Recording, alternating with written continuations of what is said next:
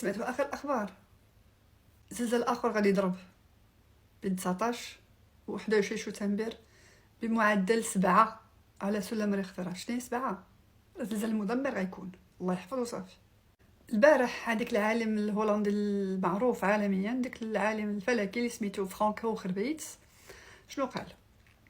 اولا في الفيديو ديالو بدا بتعزيه الشعب المغربي، حزن بزاف على الفاجعه اللي جات للمغرب، حيت هو في 6 شهر 9 شنو قال؟ قال بان زلزال غادي يضرب بين شمال افريقيا وجنوب اوروبا، يعني بين المغرب اسبانيا والبرتغال، ولكن ان شاء الله ما قدر فعل دققت في المغرب.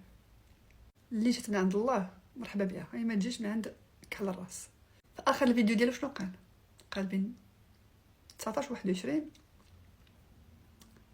غتكون شي حاجه كريتيكال، كيقول تقريبا غتكون معدل 7 على حسب الخريطه اللي ورا.